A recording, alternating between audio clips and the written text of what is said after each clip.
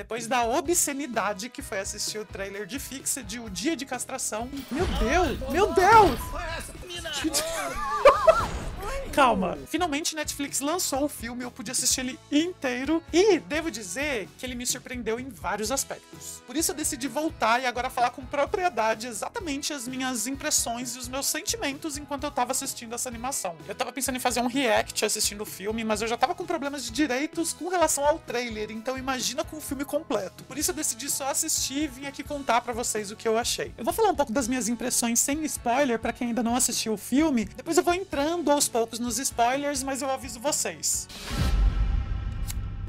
E aí, gente, tudo bem com vocês? Eu sou a Dario Pato e Fixed, que aqui no Brasil ficou como Dia de Castração, é o primeiro filme de animação adulta da Sony Animation, que é o mesmo estúdio responsável por Guerreiras do K-Pop, que tá ainda bombando mesmo depois de 2 meses do filme lançado, e agora nos presenteou com Fixed, O Dia de Castração. Não sei se presenteou é uma palavra adequada pra isso. E na classificação indicativa da Netflix aqui pro Brasil está como 16 anos, e é também o primeiro filme inteiramente 2D da Sony Animation. Esse filme demorou muito pra sair, ele demorou praticamente 10 anos para ser concluído e era da Sony Pictures Animation junto com a Warner Bros. Pictures, que acabou desistindo do filme por conta de contenção de custos e cancelou o lançamento dele nos cinemas, mas a Netflix adquiriu os direitos do filme e ele foi lançado dia 13 de agosto de 2025. Eu tava muito curioso para assistir o filme, principalmente pelo criador, o Genndy Tartakovsky, que fez várias animações que eu gosto muito, como o Laboratório de Dexter, Samurai Jack, Hotel Transilvânia, que é também da Sony Animation. Ele é responsável também pela série de animação de Star Wars Guerra dos Clones, Primal e Unicorn Warriors Eternal. Eu já sabia que essa animação teria uma pegada mais adulta, mas quando eu assisti o trailer, eu fui pego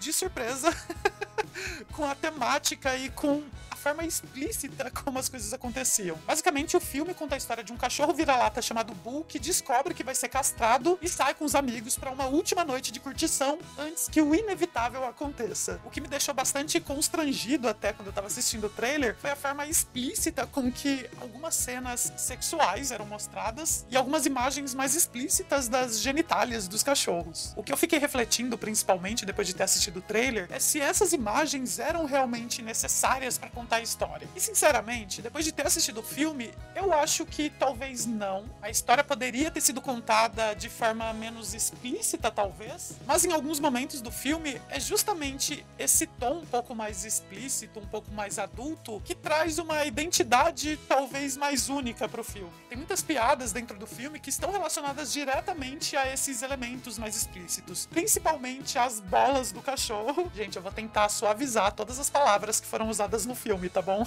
Mas basicamente de genitália de cachorro, o que aparece são as bolas e o furico. As outras partes não aparecem. No máximo uma tetinha aqui e ali, mas é isso. Tem algumas cenas mais gráficas de violência com sangue, uma que até apareceu no trailer, e uma em específico que me deixou bem chocado, deu um grito na hora que eu vi, porque eu não esperava realmente que aquilo fosse acontecer. Mas olha só que interessante, em geral, eu achei o filme esteticamente bem bonito. Os desenhos eu achei muito bons, as camadas, a textura, a profundidade de cada uma das cenas. Tem algumas cenas, inclusive, de momentos cruciais e importantes do filme, onde as imagens estão muito bonitas. Mesmo com toda a loucura, com tudo que estava acontecendo no filme, eu olhava e falava, gente, que lindo, sabe? Então, e o elenco do filme também tá, assim, primoroso. Eu assisti dublado, porque eu prefiro assistir animações com a dublagem brasileira, que eu acho muito boa, mas na dublagem original americana, a gente tem o Adam Devine fazendo o protagonista, o Bull, tem o Idris Elba fazendo o Rocco, o amigo do Bull, tem a Kathryn Hahn, que eu amo demais, ela fez várias coisas que eu gosto, inclusive Agatha desde sempre, da Marvel, e nesse filme ela faz a Mel, que é o interesse romântico do Bull, além de vários atores e comediantes muito bons, o elenco tá realmente bastante estrelar. Inclusive temos até representatividade LGBTQ+, dentro do elenco. Um dos cachorros é intersexo e não binário, e é dublada por River Galo, que é uma pessoa intersexo, ativista dos direitos intersexo. E bom, o filme faz do Bull esse personagem muito sexual e que exalta até demais as suas bolas, e realmente as cenas onde o Bull tá tentando cruzar com tudo que aparece pela frente, que basicamente é o início do filme, é bastante constrangedor. Toda a sequência inicial do Bull indo pra perna da avó e depois com vários objetos da casa traz um desconforto muito grande, mas depois que a gente se acostuma com isso e entende que essa é a proposta do filme, aí a gente se deixa levar. Quando a gente entende o público pra qual o filme é feito, feito, ele flui bem melhor. E talvez a parte que tenha me pegado mais no filme, feito eu realmente me conectar com ele, embarcar nessa história, foi o ponto de vista dos cachorros. Como eu sou pai de pet, eu tenho cachorro, eu passeio com o meu cachorro, eu tenho a minha rotina junto com o meu cachorro, inclusive, olha aqui ele. Ai, meu Deus do céu, que coisa mais fofa. Dá oi, Rick, pro pessoal. Lindo. Ele detesta quando eu tô gravando porque eu não dou atenção pra ele. Então ele fica me olhando com uma cara de dó e tristeza.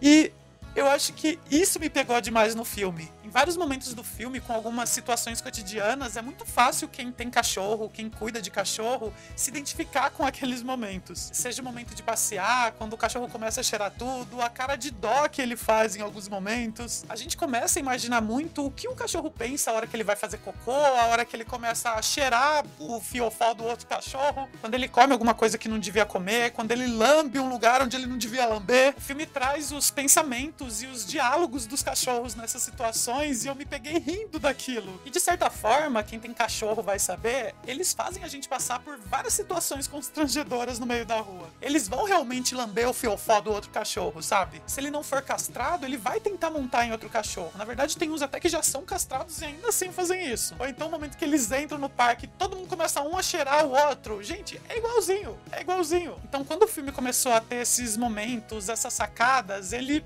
me ganhou. E é muito interessante também como é desenhado a relação dos cachorros, dependendo da raça que ele é ou dos donos que eles têm. O Bull, como eu falei, é um cachorro vira-lata, mas tem vários cachorros de raça, alguns que participam de competições e a gente vê que eles são um pouco mais snobs. Um dos cachorros tá sempre de roupinha e ele é influencer.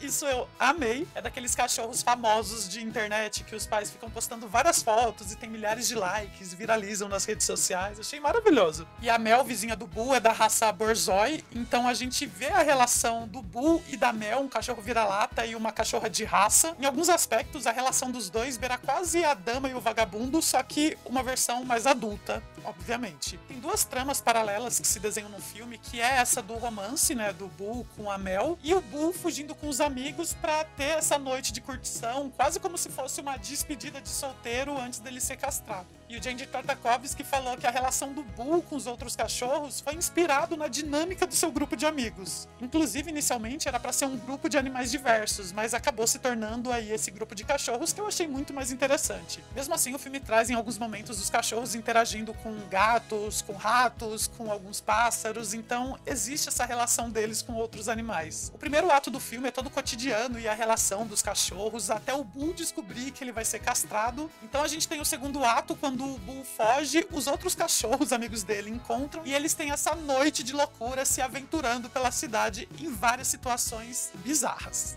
Pra não dizer coisa pior. Bom, a partir daqui eu vou dar pequenos spoilers, então já estejam preparados pra isso, tá bom? As situações começam bem simples, com os cachorros pegando comida na rua, mas ela vai escalonando de uma forma que você não sabe pra onde aquilo vai. Tem desde o Bull meio entorpecido por conta de uma fumaça de um cigarrinho diferente, os cachorros literalmente estraçalhando um esquilo. Gente do céu.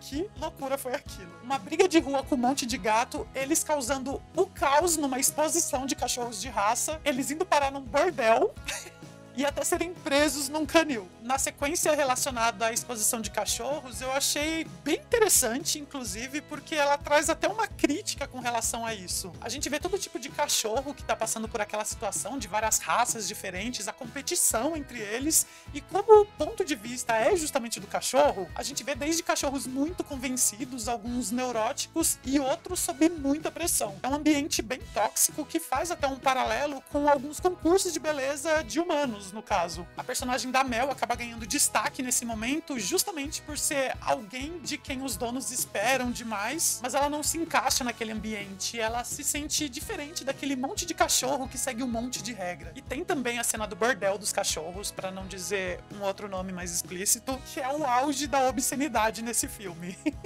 Mas, ao mesmo tempo, como eu já tava engajado no filme, eu ria das situações. Eu achava tudo aquilo, apesar de bizarro, realmente engraçado. Tinha uma cachorrinha pequenininha, vestida de dominatrix, que ficava mandando os cachorros sentarem, enrolarem e latirem. E os cachorros seguindo as ordens dela. Gente, maravilhoso. E é nesse ambiente, inclusive, que o Lucky, que é o cachorrinho mais introvertido do grupo, acaba se descobrindo. Ele se envolve com Frank, que é justamente esse cachorro intersexo não binário. E bom, assim como todo filme de romance, tem um momento onde o mocinho e a mocinha se desentendem. E isso acontece justamente no bordel, quando a Mel pega o Boo em flagrante, mas isso acaba sendo mal entendido, que o Boo nem tem direito como explicar, porque tá muito claro pra Mel. Então todos eles vão presos no canil e precisam de um plano pra fugir de lá e voltar pra casa. E a Mel, que tá no cio, é colocada pelos donos com outro cachorro da mesma raça pra poder cruzar. Então o Boo, pra se redimir com ela, faz um sacrifício tão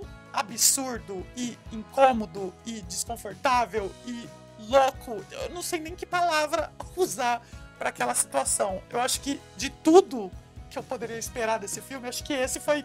Eu acho que chegou nesse ponto, eu falei, qualquer coisa pode acontecer. Antes dessa cena de sacrifício do Boo, com tudo que a gente viu durante o bordel e durante todas as estripulias deles pela cidade, eu achei que não tivesse mais nada que o filme pudesse fazer. Mas chegou nessa cena, eu falei, que é isso? O que está acontecendo? Simplesmente o Boo se colocou entre a Mel e o outro cachorro para que o cachorro não cruzasse com ela, se é que vocês me entendem. É isso, não consigo falar mais do que isso. E acho que o mais bizarro de tudo é que, além dessa situação estar acontecendo, durante o ato, o Boo tava se declarando pra Mel e pedindo desculpa e falando tudo que ele sentia com relação a isso. Gente, foi muito... Essa cena foi qualquer coisa, E o mais engraçado é que eu estava realmente torcendo pro Boo e pra Mel ficarem juntos. Eu torcia por esse casal. E isso de fato aconteceu uma noite antes do Boo ser castrado. Eles tiveram finalmente a sua noite de amor. E foi de fato uma cena bem bonita. Essa é uma das cenas que eu achei bem bonitas no filme. E o filme termina bem a Dama e o Vagabundo com a Mel, o Boo e vários filhotinhos deles. Uma graça. Então, resumindo, apesar de desconfortável em vários momentos, apesar de bem absurdo, eu gostei do filme, gente. Vocês acreditam nisso? Eu acho que quem vai assistir precisa, óbvio, saber do que se trata, saber o tom do filme e a que ele se propõe, porque simplesmente dar play achando que é um simples filme de cachorro pode assustar e até incomodar bastante, mas se você entende o tom, entende a proposta, entende que a idade dele não é livre, né, mais de 16 anos, eu acho que dá pra se entregar, dá pra assistir, dá pra se divertir de fato com o filme.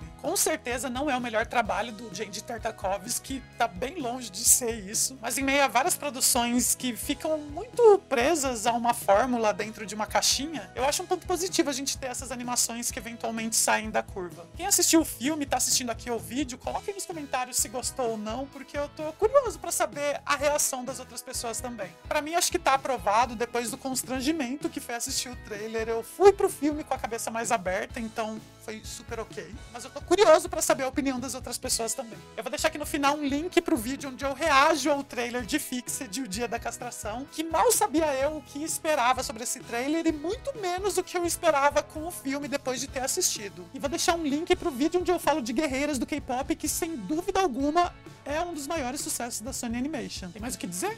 Não tem mais. Tem mais o que dizer? Não tem mais o que dizer. Nos vemos então num próximo vídeo. Beijo do papo e tchau.